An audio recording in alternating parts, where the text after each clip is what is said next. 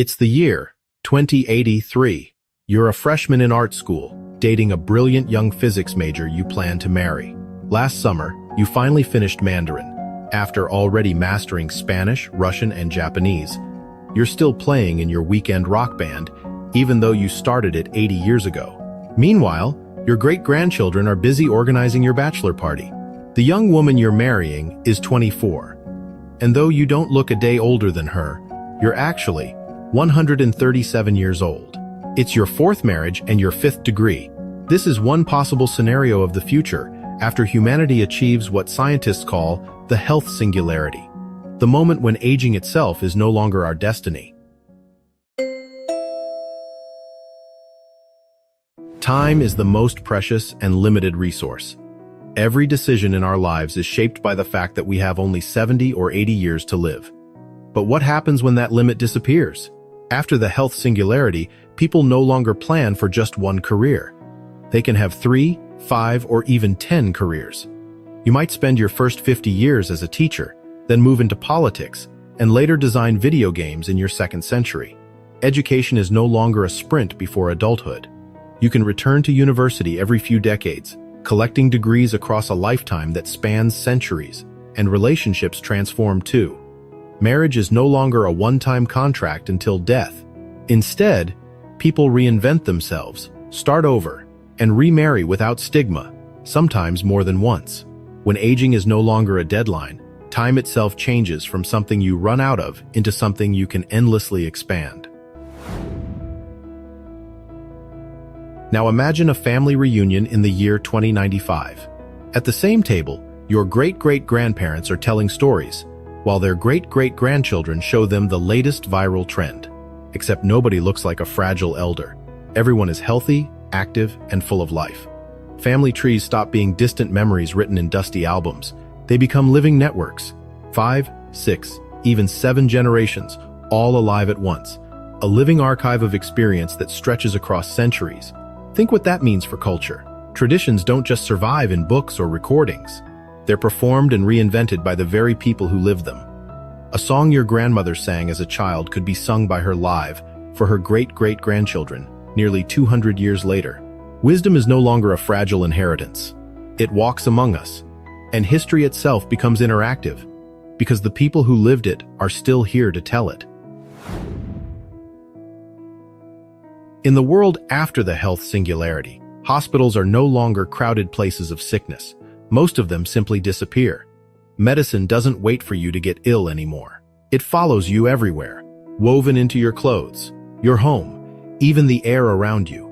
Every heartbeat, every breath, every chemical marker in your blood is tracked in real time.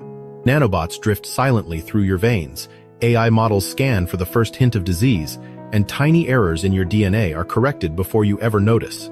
And when something bigger does appear, a failing organ or a system under stress, it isn't a death sentence.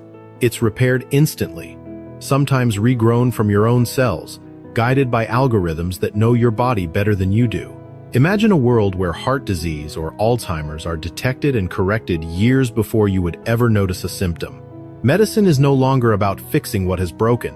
It becomes pure prevention, as routine and invisible as charging your phone. Throughout history, a short lifespan forced people to compromise. Do I focus on my career, or do I raise a family? Do I follow my passion, or do I take the job that pays the bills? Most of us never get to do it all. And life often ends with the feeling that something important was left unfinished. But what if compromise was no longer necessary? What if you could truly have both? In a world without aging, you could dedicate your first 70 years to building financial security, the next 70 to raising a family and passing on your legacy, and another 70 to pursuing art, music, or philosophy. Even if the future isn't a utopia of universal income and endless abundance, simply extending human lifespan and health span means people no longer have to trade one dream for another. The real challenge of the post-aging world is no longer survival, it's meaning. When time stretches endlessly ahead, the question shifts from how long you will live to what kind of life you will choose to build. When death stops thinning the herd, population no longer follows the old rules. Growth slows, but but every generation stays present, all at once. Families stretch across 6 or 7 living generations, and cities fill not only with the young, but with people who have been young for centuries. But demographics are just the beginning. The real shock hits economics. For more than a century, pension systems have been designed around a simple assumption. Most people work until 65, then collect retirement benefits for maybe 10 or 20 years. And most never live long enough to drain the system completely. But what happens if someone retires at 65, just as humanity achieves longevity escape velocity? Do they receive a pension not for 20 years, but for 200? Entire pension funds, built on the old math of mortality, would collapse almost overnight. Societies would have no choice but to reinvent the very idea of retirement. Perhaps pensions disappear entirely, replaced by cycles of work and rest spread across centuries. Perhaps citizens earn longevity credits they can spend when they want to pause their careers. But one thing is certain. The old model dies the moment aging does. And with economics rewritten, so is the measure of national power. GDP has always been tightly linked to demographics and birth rates. More workers meant more growth. That was the equation of the industrial age. But as birth rates collapse across the developed world, the old equation stops working. Nations can no longer rely on younger generations to sustain their economies. Instead, the competition shifts. Not just who has the most people, but who can keep their people biologically younger, healthier, and more productive for longer. This becomes the new engine of growth and the new metric of power. In a post-aging world, nations don't just compete for resources. They compete on the youthfulness index. And in that race, staying young isn't only personal, it's political, it's global. In September 2025, a hot mic in Beijing caught Xi Jinping and Vladimir Putin casually discussing the idea of living to 150 through organ transplants. The clip was censored almost instantly, but that moment revealed something bigger. Longevity is already on the political agenda of the world's most powerful leaders. And here lies the dangerous possibility. What happens when authoritarian regimes or dictators can extend their rule not for decades, but for centuries? Political systems once limited by mortality could harden into unshakable regimes. Imagine a ruler who doesn't just hold power for 30 or 40 years, but for 300. But inequality isn't just about politics. It's about access. Who gets longevity first? Does everyone live for centuries, or only the rich? If the technology is locked behind patents and profit, the gap between wealthy elites and the rest of humanity could widen into something unbridgeable. Imagine a world where billionaires not only control wealth, but also time itself, while the majority still live on borrowed years. And then there's the question of justice. How do we handle prisoners sentenced to life without parole? In a world where life could mean 300 years, does life sentence still make sense? Would punishment stretch on for centuries? Or would society be forced to redefine what justice even means? The dilemmas don't stop there. Today, natural death makes room for new generations. Wealth, land, and power eventually change hands. But in a world without aging, the same dynasties could control resources for centuries, locking younger generations out of opportunity. Culture itself could stagnate. New ideas often rise only when old generations fade. But if nobody fades, outdated beliefs and divisions could persist far longer than they should. Imagine if the defenders of segregation or religious wars never left the stage, and finally, the planet itself. Mortality has always been a hidden regulator of population and consumption.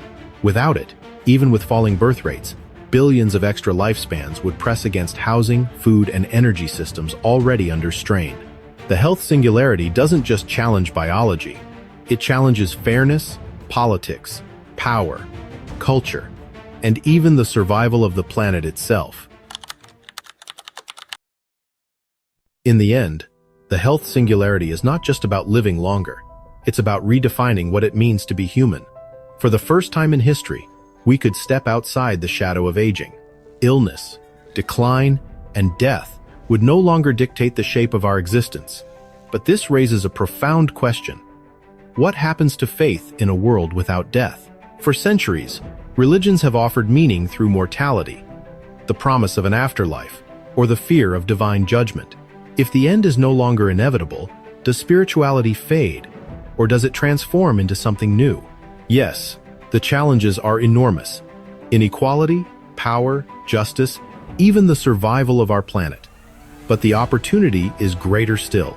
A world where wisdom endures, where creativity knows no deadline, and where every person has the chance to live not just longer, but fuller. And beyond survival, new frontiers open. Freed from the burden of aging, humanity could turn its energy outwards, to the stars, to exploration, to mysteries far greater than ourselves. A future less like the history we know, and more like the dreams of Star Trek. If aging is just code written in our biology, then maybe, for the first time, we are learning how to debug it. And what comes after that moment is nothing less than a new chapter in the human story.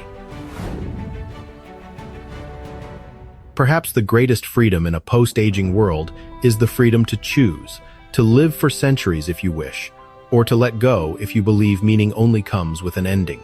Would you choose to live forever, or would you let go? Tell us in the comments. Your thoughts shape this conversation, and if you want to know more about the latest scientific breakthroughs in longevity escape velocity, watch our next video. And make sure to subscribe, hit the like button, and share it with someone who would find it fascinating.